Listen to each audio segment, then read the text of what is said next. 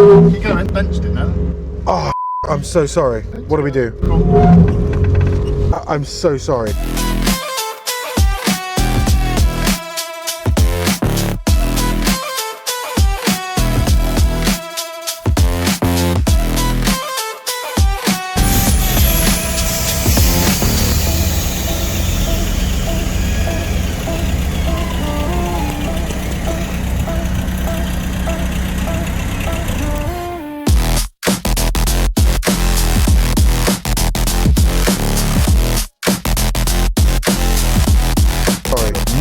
1994 Chevrolet S10, powered by not a gigantic V8, but a 2.2 litre inline-4 petrol engine. Meaning that despite its appearance and the fact that it is left-hand drive, this might be the most ideal American truck for British roads. An absolutely ridiculous amount of engineering and clever design work has gone into getting this mini truck as low as it is. The body is basically scraping along the floor. You have two compressors in the bed that control these rear wheels and make sure that the truck can lift and sink effectively. And the engineering that has gone into allowing this to be possible is so much deeper than meets the eye. It's not just, you know, dropping the thing. It's like they've got an entire custom designed chassis. They've had to redo the fuel tank in an aluminum casing. Aluminum, American.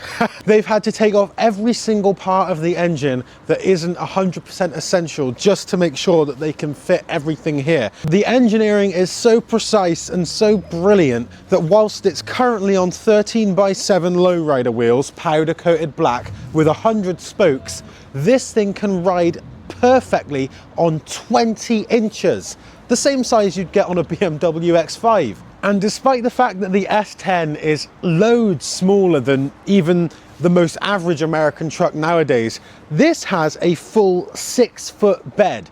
That essentially doesn't exist anymore in the States.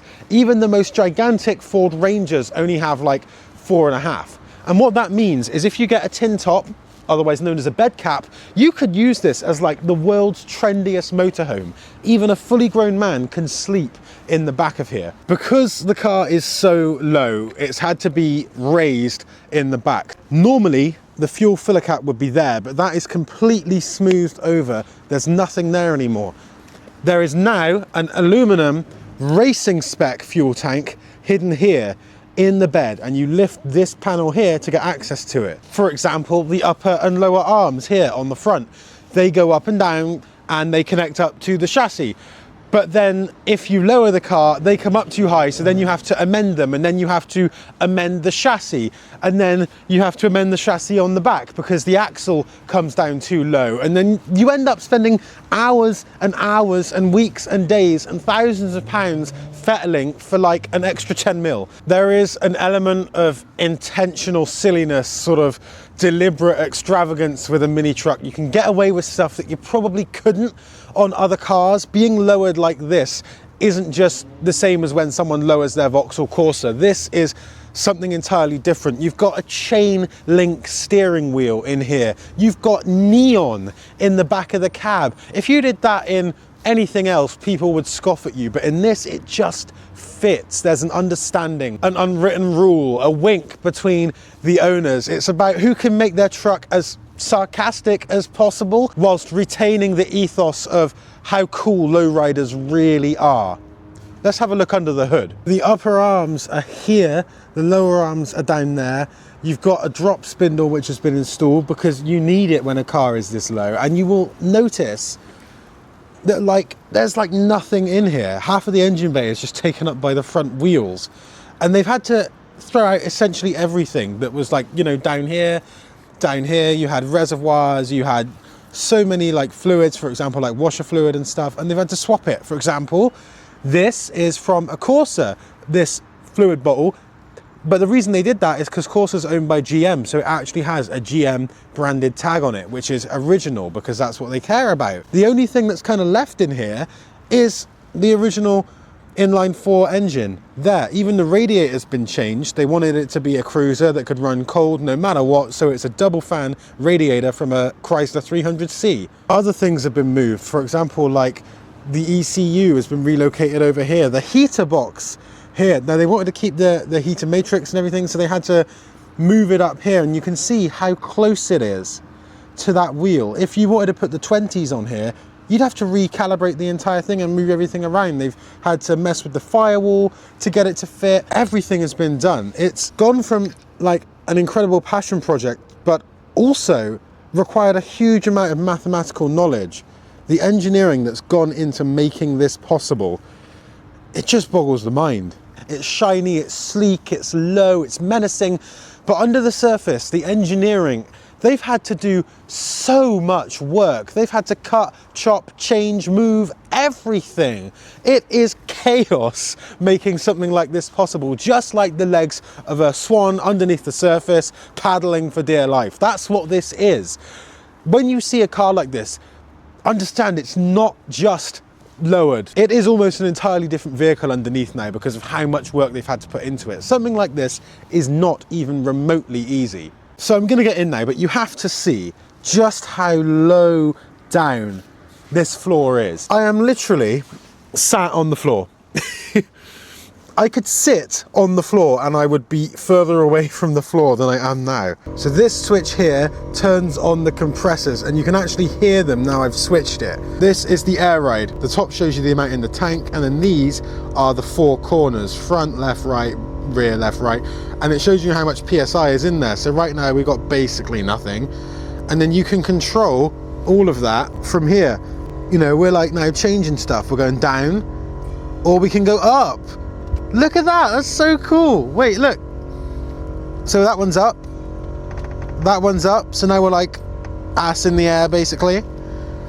And then we could bring the fronts up as well, up even higher, look. And then if I want to take them all out, I would hold down on all of them.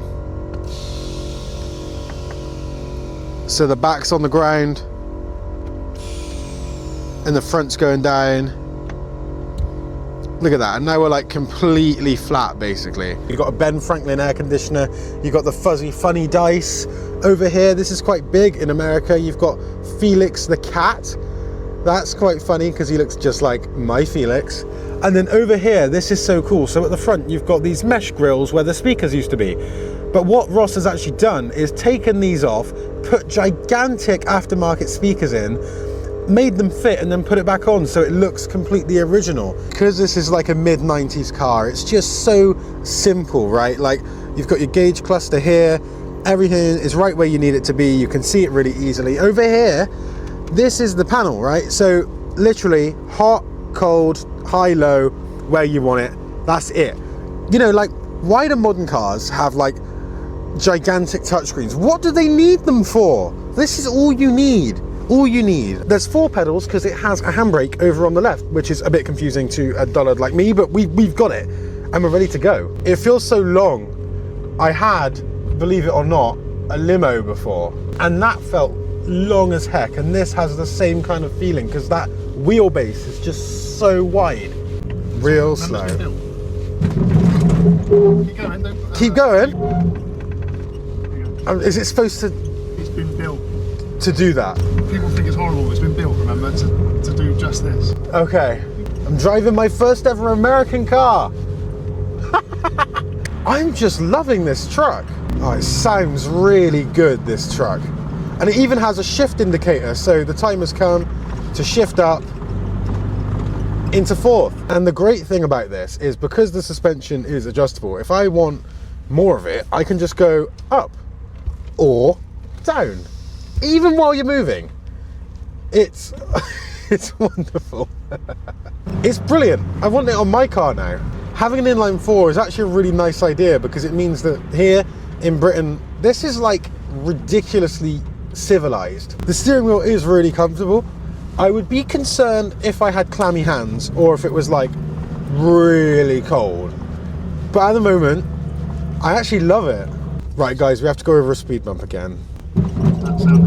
Go. It's supposed to do that. The chassis gone from C-channel to box, meaning that that is essentially how the car's been built. Doing that is not a cause for concern, even though it is one of the most terrifying noises. Oh. I've never been encouraged to scrape before. That's so cool.